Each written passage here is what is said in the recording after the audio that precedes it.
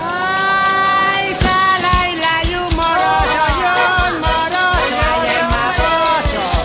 Sala y la tiene cartel de guapapo, abeja y saliva y sala. Sala y la tiene cartel. Pablo, so we've got two wines here from Casablanca. What is the first wine? The first one, it's an orange wine, and it's called Enredo. Enredo means tangle.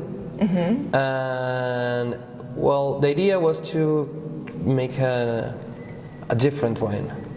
So I blend two different varieties into one tank.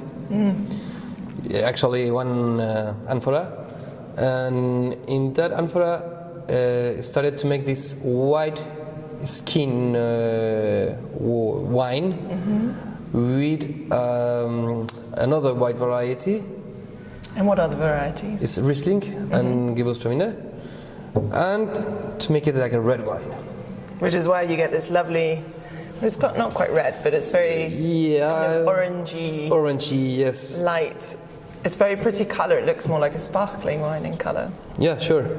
And well, the idea is to make different, to make and to show a difference of what we can do also.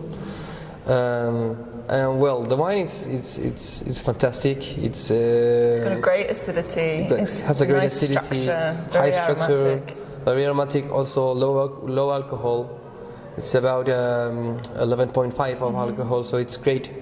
And well, now the most important thing is to wait, of course, to drink it, and also to wait and see how it develops in years. I think it's a blend of Gewürz and Riesling, and for me, I think it can last for a very long time. And when did you first make this orange wine? Last year. Last year, so 2015 was the first vintage. The first vintage, yes. And how long do you think that you might be able to age this wine? Well, I don't know, but I expect at least 15 to 20 years. Super, it's delicious, and this is a real difference and departure from what the normal white varieties are used for in Casablanca. I mean, the classic is Sauvignon Blanc, Exactly. very fresh, very young, made in stainless steel tanks. What do you think is the potential for not only Casablanca but also Chile to be making wines of different styles like this? We had a huge potential, and I think that's the great thing about Chile. I think that's why we have a lot of French winemakers here, Italian winemakers, and Spanish people also come here to make wine. So that's great. We don't have any regulations that say to us, please stop, you cannot make these funny wines or funky wines. Why not? There are no rules for it. There are no rules for it.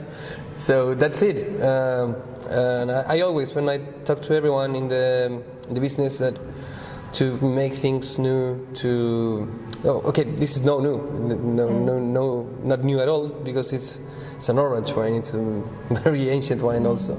But in Chile, they were known. So that's the spirit of create or recreate using the red. Super. So this one is another very old wine, actually, in the way that it's been made. Yeah. This is a Pinot Grigio, in case, as everyone can tell by the colour, but also co-fermented with Pinot Noir. Exactly. And how do you make this? I mean, that's what's special about this wine, really. Well, the special thing it's also made in amphora, and it's to have a white variety with a red variety, a cousin from another country, because it's like this Pinot Grigio with Pinot Noir, so it's make them both together, both with both with skins, and the maceration with the skins is not that long. It's to create a more fresh wine, less complex, but it's still to be very drinkable. That's it. It's a wine that I love it to drink with my friends on Saturday night party. Everything. This is a perfect wine for it. It's super drinkable. What's the alcohol on this? I think it's 13.5.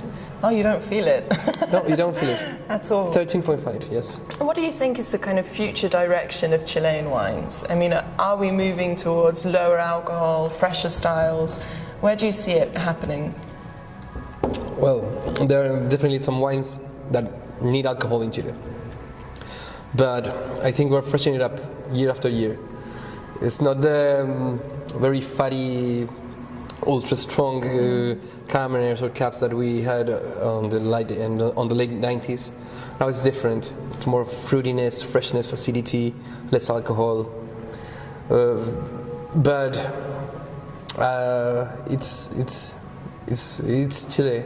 It's a very long country.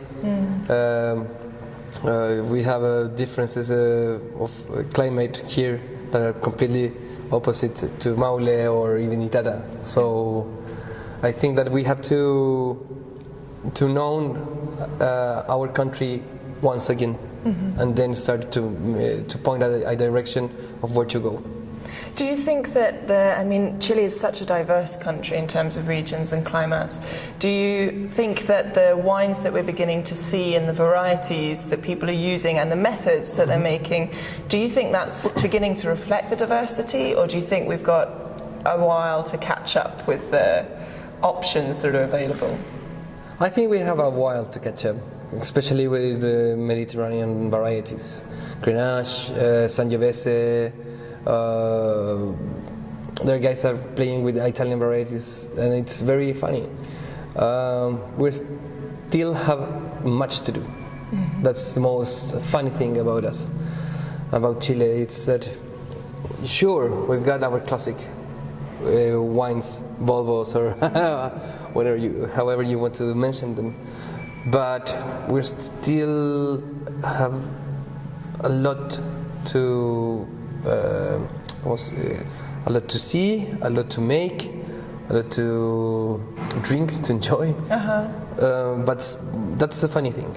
That's what makes it interesting. Sure, that's it. And so, I mean, here in Casablanca Valley, which is where Bodegas Rey is, what do you think are the main varieties that people should try beyond the classic Sauvignon Blanc? Well, of course, Enredado Grillonero. Well, then we have very good Cabernet Francs, we have very good Malbecs, very good Syrahs, and also Gewürztraminer, Riesling, Pinot Grigio. They're very good here. That's my recommendation. Try everything.